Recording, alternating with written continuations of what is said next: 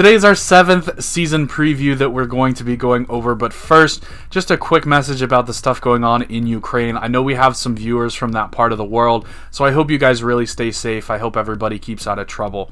Now, let's get straight into the video. Alright, so our final 4 teams today, we're going to go over are Columbus, Cincinnati, Real Salt Lake, and San Jose. That'll close out all 28 MLS teams. We'll be ready for the season to start in just 2 days' time. But we're going to get straight into Columbus here. First of all, transfer in Yaya Bo. Didn't make a whole lot of moves, but I do really like that Yaya Bo move. Transfers out, they lose Quito, which I'm not a big fan of. They got rid of a really good young center back. Then Waylon Francis, Harrison Awful, and Milton Valenzuela are also gone. Key youngster will be Aiden Morris. This is a veteran team, not a whole lot of youngsters on it, but Aiden Morris is one of those guys that is a youngster that'll be coming along. Biggest loser for this team is Miguel Berry, and that's because I don't think he's got a place with Giassi Zardes as long as Zardes stays healthy. I can't see Caleb Porter switching to a 2-striker set. I think they will try to get Berry minutes, but at the same time, I don't think he's going to be a starter for this team. So, best 11 on a good day, Eloy Room, Jonathan Mensah, and Williams are the center backs. Maria and Santos are the fullbacks. Artur and Nagby will hold, and I think Aiden Morris is going to be in a time split with Artur. Nagby, I think, is going to be the main guy there. Derek Etienne Jr. is going to be one of the wingers. Zelarayan is the number 10. Yeboah on the other wing, and Zardes up top. Taking a look at the full roster, so Eloy Room is the goalkeeper here. Mensah and Williams are the center backs. Baba provides some nice depth for them, but I don't think he's going to play too much, barring an injury. And then Maria is one of the fullbacks. The other is going to be Pedro Santos, who we think is going to slide into left back. Artur and Nagby will hold. We think Morris is going to have a big role on this team as well. And Perry Kitchen is a really good MLS option as well. So they have 4 pretty good central midfielders to choose from. Morris really starting to come into his own, so I wouldn't be surprised to see him push Artur for time at times this year. Nagby, I think, is just a monster in the middle. I think they have to play him. And then attacking options, we have Luis Diaz, who I think is going to get some time as well this year. Zelarayan is your starter. Etienne is a starter. Yaya Bo, I really like the signing. Former Manchester City youth player. He started really playing well for Krakow, so he's starting to come into his own, a little bit of a late bloomer, but he has all the natural talent in the world, and this guy is electric. When you watch him play, the highlights are fantastic. So really nice signing there. DC was actually interested in him, which is why I went so deep on the research on Yeboah, and Columbus actually ended up stealing him out from under DC. So really nice signing there for them. Pedro Santos will get some time. Molino is a decent player. Marlon Hairston is a decent player. And then we talked about Zardes and Berry up top. Hurtado is actually a MLS forward as well. So they have a lot of options here. A ton of depth in this team. This team should be much better than last year. Just missed out on the playoffs last year. I would expect them to make the playoffs this year with the amount of talent that they have. Next up, we're going to go through Cincinnati, one of my favorite teams to come out and be a dark horse this year. I've been harping on Cincinnati, it seems like, all off-season long. The big acquisition here is Alec Kahn. If you don't know how bad Cincinnati's goalkeeping has been, I actually tweeted a few days ago just to put a little bit of perspective on how bad Cincinnati has been at goalkeeping. As good as Matt Turner has been over the last 3 years, Cincinnati's goalkeepers have been twice as bad. So that's essentially like adding 2 Matt Turners to your team if you just get back to average. Alec Kahn has the underlying numbers to be more than average. As a shot stopper, he's fantastic. One of the top 5 shot stoppers in the league. His problem has always been distribution, which for Cincinnati, at least just get to having a guy that can keep the ball out of the back of the net has been their huge issue. Then they add Junior Moreno as a defensive destroyer, which is a really nice move as well. I don't know if that move is finalized yet coming over from DC United, but the trade was reported. Then they add Gustavo Valencia, a center back, Dominic Badji, a forward, and Alvis Powell will give them some depth in the back as well. They lose Joe Jow, Florian Villot, Mikkel Vanderwerf, and Teton. None of these guys really made an impact. Vanderwerf maybe made an impact a few years ago, but was hurt all of last year. So really, this team is going to be a whole lot better this year in the defense. Key youngster on this team is going to be Brenner. Obviously, he's coming into his 2nd year in MLS. Really should have a pretty decent season this year. He's one of my top players that could win the Golden Boot out of nowhere. him and Acosta make a really, really nice combo if you want to go for the stack in Cincinnati. Biggest loser, I think, is Zico Bailey. Started to break out a little bit towards the end of last year, but they added a bunch of pieces in the back, and I don't know if there's really a spot for Zico Bailey to continue to kind of break out. You could also maybe go with Cruz, because I think Junior Moreno is probably going to end up taking Cruz's spot, but as of right now, with no Junior Moreno in there for yet, I think Zico Bailey is probably had the chance to be a full-time starter, and I don't know that he really does on this team at this point. Best 11, Alec Khan, Valencia, Hagland, Matarrita, and Blackett are going to be the 2 fullbacks. Cruz and Kubo will sit in. Atanga and Barreal will be the wingers, and then Acosta will be underneath Brenner as the number 9.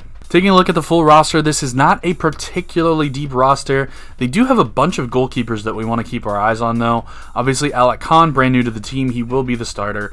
Beckham Sunderland, really good young prospect. A lot of people think he should be the number 2, but Kenneth Vermeer is going to stay there for one more year. And then Celentano, a guy that they picked number 2 overall in the draft, a guy that I thought was the best goalkeeper in the draft. Maybe 2-3 years down the road, we could see Celentano as a starter, so just keep an eye on him for the future. Center backs, they really don't have a ton. Valencia and Hagland, I think, are going to be the 2 starters. I don't know that Ian Murphy is really going to get that much time. I think they'll move some of these guys. Gaddis, maybe even Alvis Powell can play center back. I think some of these fullback options are going to have to slide inside and play center back, because they do have a lot of good fullback options. So Matarrita, Blackett, Powell, Bailey, and Gaddis, I think all are pretty good options. Gaddis coming back after he actually retired and didn't play at all last year, so we don't know how much he really is going to give this team outside of just kind of veteran leadership in the back. Jeff Cameron can also play center back in a pinch. The midfielders, Alan Cruz, Medunjanin, Kubo. Acosta is going to be the number 10 on this team, and then they've got a bunch of other forward players who all can figure into this equation. Calvin Harris is pretty good. Atanga and Barreal are the 2 that I think are going to break out and lock down those 2 winger spots, but Vasquez is also an interesting play, and then Dominic Badji could also get some time. I don't love him unless Brenner gets hurt, but if Brenner does get hurt, I think Badji could really step up and be a force on this team. All right, now we shift off from the Hell Israel rivalry and we move over to RSL. So RSL didn't have a very busy offseason. They bring in Cordova and Kappelhoff. They lose Albert Rusnak and Douglas Martinez. So not a whole lot going in or out. Key youngster, we're actually going to go with 2 key youngsters for this team because they have 2 legitimately elite prospects that they've signed to first team contracts.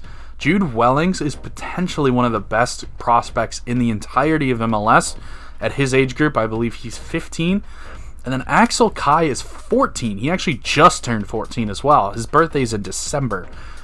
So those 2 guys are both on pro contracts with the pro team. They should get debuts. I don't know that they'll get very much time, but they'll get debuts, just kind of get their feet wet, and then a few years down the road, these could be 2 really good 17-year-olds in a couple of years.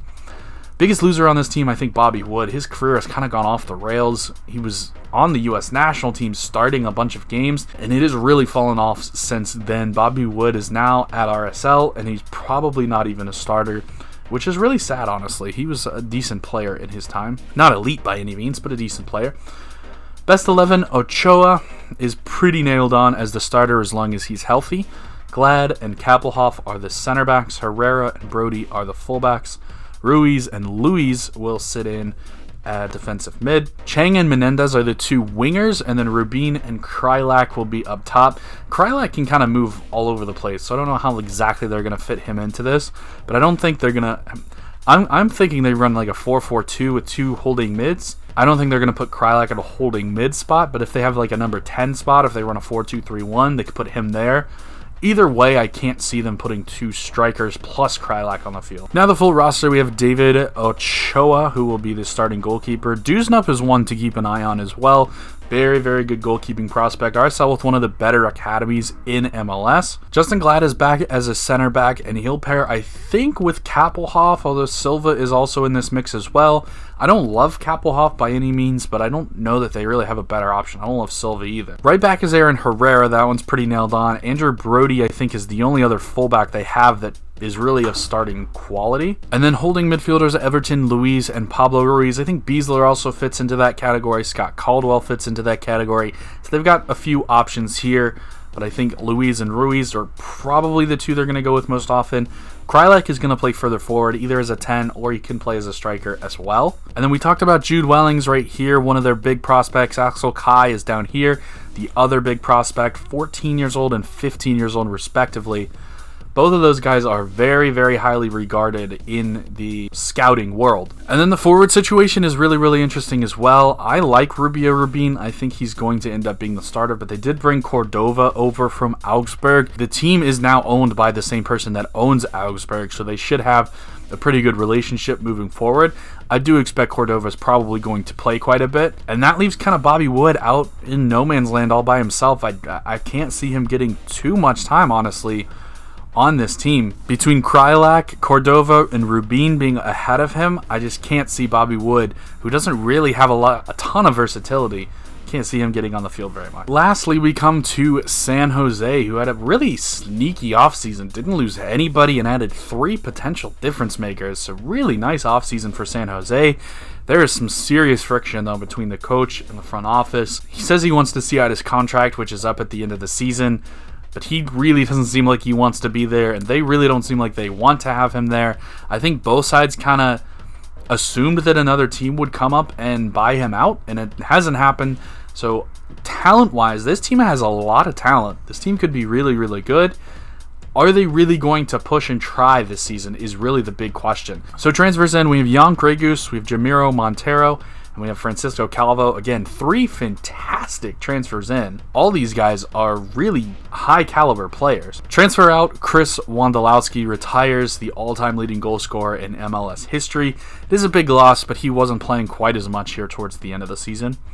Key youngster is Cade Cowell, despite the fact that I don't have him in the best 11. He is clearly one of the best youngsters on this team. Kikanovic as well is very good, but there's just so much talent on this team. It's hard to make a starting 11 out of this San Jose team. But we're going to try the starting 11 here after we go through biggest loser. So Judson, I think, is the biggest loser. There's just a ton of midfielders. We'll go through it when they go over the roster. There's a ton of midfielders that are very talented. Somebody can't play. Best 11, though, is Marcinkowski is in goal. Calvo and Nathan, I think, are the center backs, although Beeson can also rotate in here. I'm going to put Beeson at right back, though. Lopez is the left back. So I have them in a 4-3-3 here. Jamiro Montero, Remedy, and Yule are going to be the midfielders. Remedy and Yule will certainly have more defensive roles than Jamiro Montero. He'll be pushed further forward. And then Chofis will be on the left. Espinosa will be on the right, and Bobasi, I think, is going to win the starting job up front. Taking a look at the full roster, again, there's a ton of talent on this team. JT Marcinkowski is your goalkeeper. Ochoa is one to keep an eye on as a goalkeeping prospect down the road.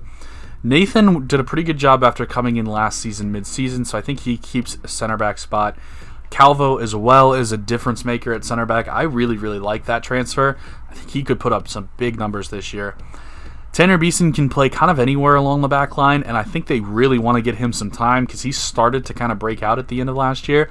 So I think they're going to move him over to the right back position. They're going to keep Marcus Lopez, I believe, at left back, and then that leaves Tommy Thompson out of the team. Tommy will get some time. He's basically the 5th defender on a back 4, so he'll definitely get some time. Pretty much anyone that needs rotated out, whether it be Calvo or Nathan, or even Lopez, they're going to move Beeson to that spot, and then they're going to put Tommy Thompson at right back. So I think Tommy Thompson will have quite a bit of time to play this season. Midfielders, again, there's so much talent here. Remedy, Judson, and Yule are the defensive-minded midfielders. Gregus and Montero are the ones going forward. Gregus is a really underrated signing, and I can't find a spot for him in the best 11. Then we have Chofis, who's more of a winger. Christian Espinoza is also a winger. I think he's really, really good. And then we have the front 3 here, Cowell, Abobasi, and Kikanovic. Again, I can only play one of those guys. In my opinion, that probably ends up being Abobasi. Cade Cowell probably comes in as like a spark plug off the bench, but man, do they need to get Cade Cowell some first team minutes. That's going to be all for the video today. Until the next time, Vamos United.